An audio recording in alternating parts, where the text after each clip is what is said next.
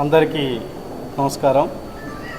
ముఖ్యంగా మన parliament MP గారు డాక్టర్ గురుమూర్తి గారు, అలాగే ఈరోజు సభా అధ్యక్షులు మన నియోజకవర్గ ఎమ్మెల్యే అభ్యర్థి నేదురుమల్లి రామ్కుమార్ రెడ్డి గారు, అలాగే మండల అధ్యక్షులు, సీనియర్ నాయకులు, అలాగే కార్యకర్తలు, అలాగే మీడియా మిత్రులు అందరికి కూడాను పేరు పేరున ధన్యవాదాలు తెలియజేస్తూ ఉన్నాను.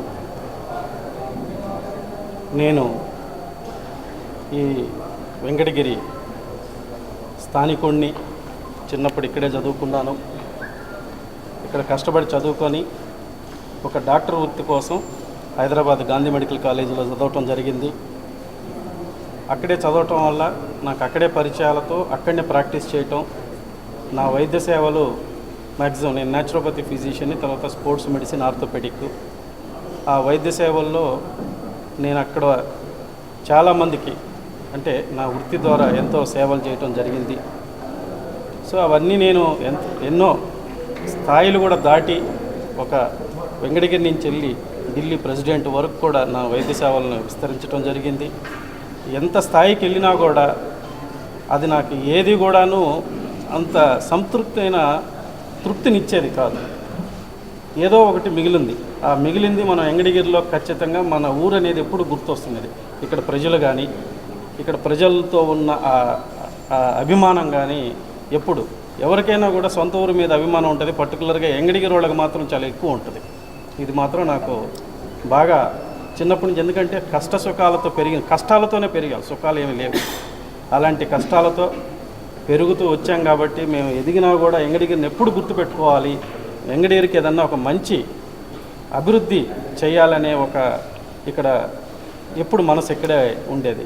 ఆ ఉద్దేశంతో నేను రాజకీయాన్ని అనేది ఒక ఆలోచనగా తీసుకొని ఏదైనా ప్రజలకి సేవాభావం కానీ, అభివృద్ధి కార్యక్రమాలు కానీ అభివృద్ధి పరచాలన్నా కూడా రాజకీయం ఒక సరైన మార్గం అని విశ్వసించి మొదలుపెట్టినప్పుడు బీసీలకి నమ్మకమైన పార్టీ ఒక ఎన్టీఆర్ స్థాపించిన తెలుగుదేశం పార్టీ అని, ఆ తెలుగుదేశం పార్టీ ద్వారా నా రాజకీయ ప్రవేశం చేసి కష్టపడి సైకిల్ తొక్కి తొక్కి తొక్కి తొక్కి వచ్చి ఫ్యాన్ కింద కూర్చున్నాను.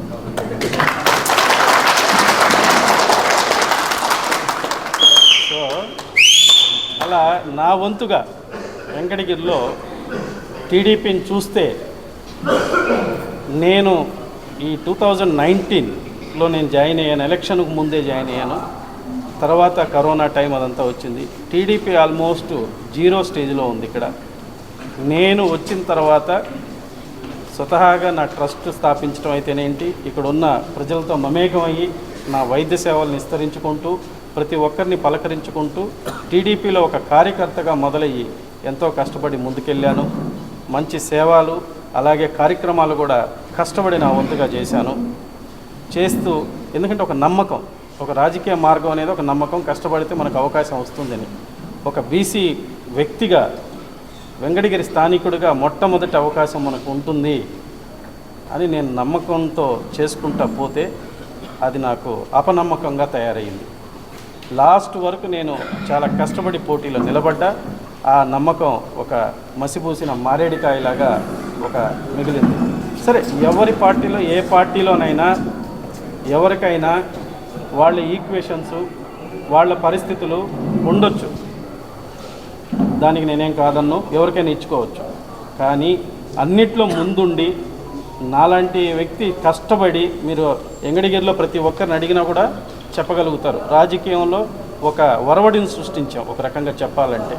ఆ విధంగా తీసుకొని వచ్చినప్పుడు ఏదైనా ఒక డెసిషన్ తీసుకుంటే ఖచ్చితంగా మన పార్టీ కోసం కష్టపడి డబ్బులు ఖర్చు పెట్టి తన శ్రమని, నా ప్రాక్టీస్ వదిలి, నా రీసెర్చ్ వదిలి ఇంత కష్టపడి దీనికోసం కష్టపడ్డప్పుడు నాతో ఒక్క మాట కన్నా చెప్పుంటే సంతోషించేవాడిని.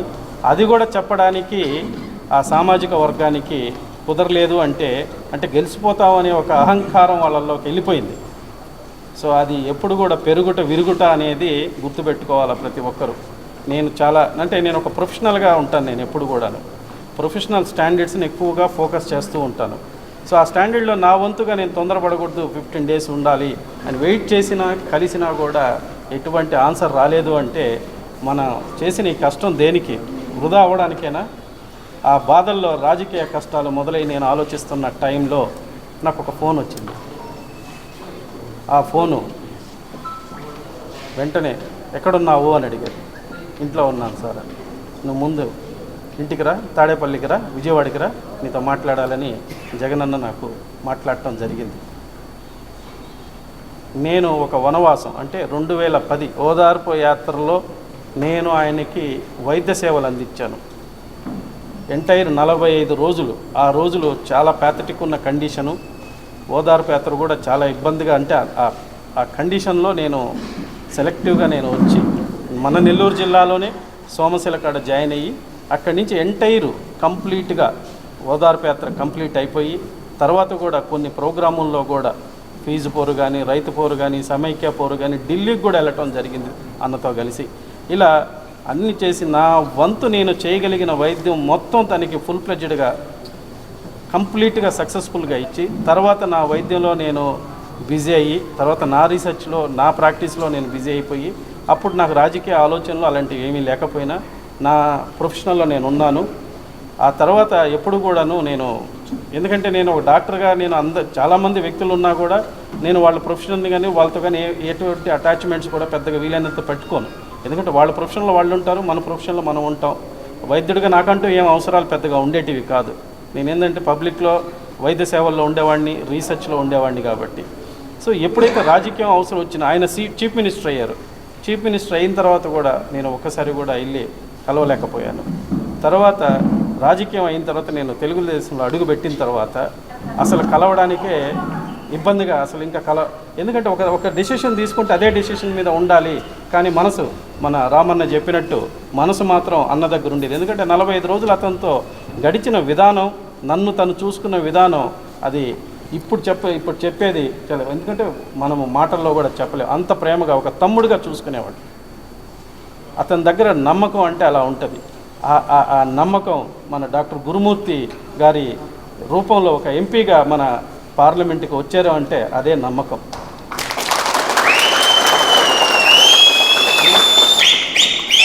ఆ నమ్మకానికి చెప్పాలి అంటే ఈ మధ్య మా దాంట్లో నేను తెలుగుదేశం పార్టీ నుంచే ఇక్కడికి వచ్చాను.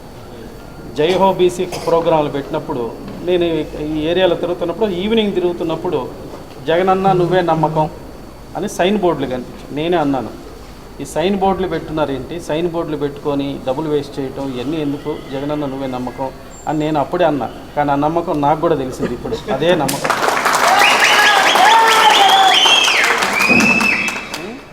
సో ఇందాక రామన్న అన్నట్టు జగనన్న నవరత్నాలతో అందరినీ ఆదుకొని అన్ని పథకాలు ఫుల్ ఫ్లెడ్జ్డ్గా సంతృప్తిగా అందరికీ అందజేసే విధంగా ఇస్తూ ఉన్నారు.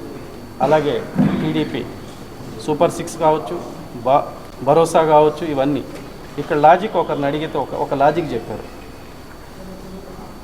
ఆల్రెడీ ఇస్తున్నోడిని నమ్ముతారా, ఇస్తానన్నోడిని నమ్ముతారా అని. ఇస్తున్నోళ్ళని నమ్ముతారా, ఇస్తానన్నోళ్ళని నమ్ముతారా? ఇస్తున్నోళ్ళనే నమ్ముతారు. జగనన్న అందరికీ, ప్రతి పేద కుటుంబానికి నేను తిరిగాను, ప్రతి పేద కుటుంబంలో వాళ్ళ గుండెల్లో చూశాను జగనన్న నిలబడి ఉన్నాడు. ఎందుకంటే వాళ్ళు ప్రతి బెనిఫిట్ వాళ్ళ ఇంటికి చేరే విధంగా జరుగుతుంది. ఇకపోతే ఇప్పుడు మళ్ళీ మనం అందరం కలిసి వైఎస్ఆర్సీపీ పార్టీని మనం అత్యధిక మెజార్టీతో గెలిపించుకుంటే నెక్స్ట్ జరగబోయే అభివృద్ధి మన ఊహలకు కూడా అందదనేది నా అభిమతం. ఎందుకంటే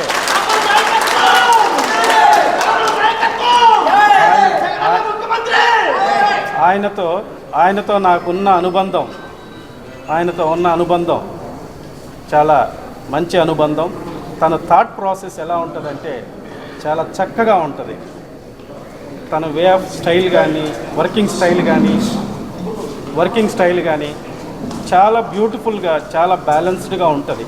అది ఒక్కొక్క రూపంలో అది వస్తూ ఉంటే తెలుస్తూ ఉంటుంది. టైం సెన్స్ కూడా చాలా పర్ఫెక్ట్గా ఉంటుంది.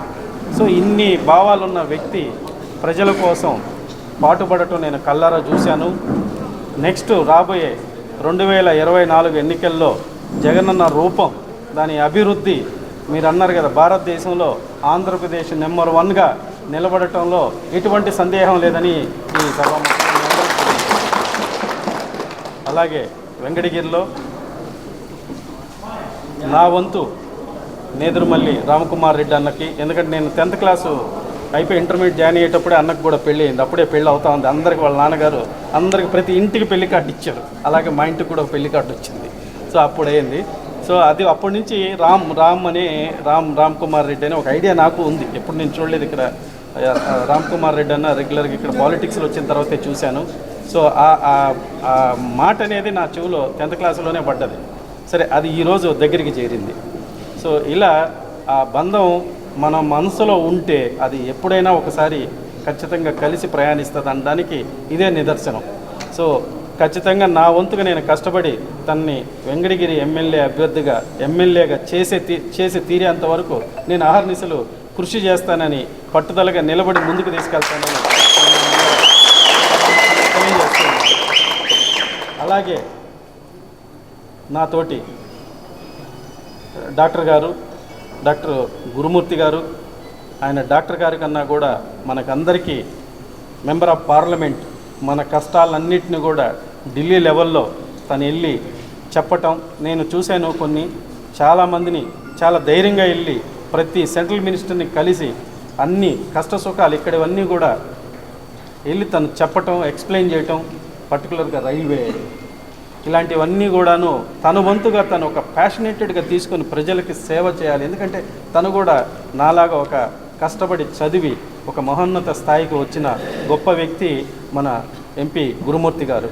సో అతనికి మన వంతు సాయం ఖచ్చితంగా చేసి అత్యధిక మెజార్టీ తిరుపతి పార్లమెంట్లో ఎంపీ గారిని కూడా మనము గెలిపించాలని మీ అందరి తరపున మీడియా ముఖంగా ప్రజలందరికీ తెలియజేస్తూ, ఇంత చక్కటి అవకాశం దొరికినందుకు ఈ ప్లాట్ఫామ్ మీద నా కష్టాన్ని ప్రతి నిమిషము కష్టపడి జగనన్నని సీఎం అని చేయటము, మన రామన్నని ఎమ్మెల్యే చేయటము, మన గురుమూర్తిని ఎంపీగా చేయటం మన అందరి బాధ్యతగా భావిస్తూ నాకు ఇంతటి అవకాశం ఇచ్చినందుకు సెలవు తీసుకుంటూ మీ అందరికీ ధన్యవాదాలు తెలియజేస్తున్నాను.